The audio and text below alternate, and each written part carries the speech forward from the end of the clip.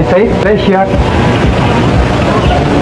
in sending the following greeting to the United States and to the world at large. All issue of the world will depend upon your ability to save this continent from invasion, public arbitration.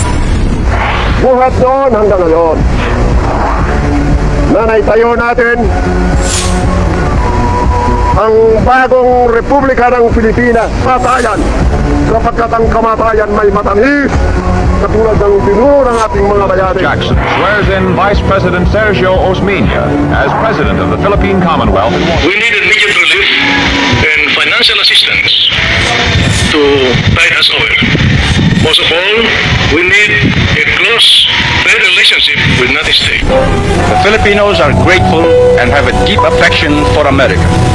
Although the color of our skin is brown, the temper of our minds and our beliefs is almost identical with yours. Repeated denunciation has been made to the fact that thousands of children are still out of school for lack of accommodation. Many baby children are not yet of school age. With all our history as a young nation, this is the first time in which no child of school age can complain of having no place in a public school. I charge you all the force at my command to demand that the power authority government shall be respected and maintained. There can be no compromise with this loyalty.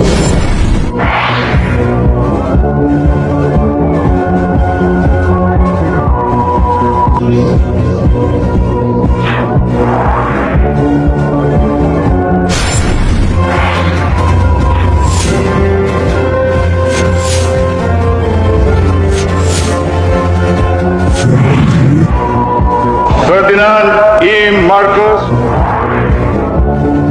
ay taimtim na sumusumpa na tutuparin ko ng buong katapatan at mabuting pag-iisip ang mga tungkulin ko bilang Pangulo ng Delegasyon. I, Corazon Cojuangco Aquino, Corazon Cojuangco Aquino, do solemnly swear do solemnly swear that I will faithfully that I will faithfully and conscientiously and conscientiously fulfill my duties fulfill my duties as President of the Philippines. as President of From a base of zero growth, we are today being hailed as the new Asian tiger cub and the hottest emerging market in the region. In just 4 years, we are today regarded as living proof that democracy is not incompatible with development. Indeed, democratic institutions can foster fertile conditions for progress which authoritarian systems can never match. Layo na ang kaya nating maabot. Kaya tayo susulong na ngayon. Let me start with a sincere apology to all those who expected or wished to see me fail. I'm sorry to disappoint them. An economy that grew more than 6% last year and that has continued to work in the teeth of the biggest oil price hikes in history while generating 4 million jobs in the last 4 years. Smart improvements in tax collections, infrastructure, housing construction, shelter security for the urban poor and indigenous peoples, and rice productivity. 69 million beneficiaries of healthcare insurance, including 30 million indigents whose re-enrollment started early this year and is still ongoing. Gusto ba ninyong matanggal ang wangwang hindi lamang sa kalsada kundi sa kaisipang nagdulot ng baluktot na sistema na pagkatagal-tagal na nating pinagtiisan? Ako rin. Sa larangan po ng negosyo, sino ba ang nag-akalang 7 ulit nating malalampasan ang all-time high ng stock They market? have to stop because the alternative are either jail or hell. Short of expressly advocating a call to arms, there are those who say that we should stand up and stop those who fish in our economic zone. Of course, we will do in due time. Cut down establishments that continue to pollute and poison our waters. The drugs will not be crossed unless we continue to eliminate corruption.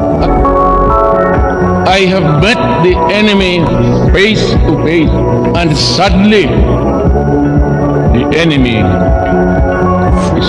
We have been able to find a way to grow and to make stronger the relationships between our two countries, the People's Republic of China and the Republic of the Philippines.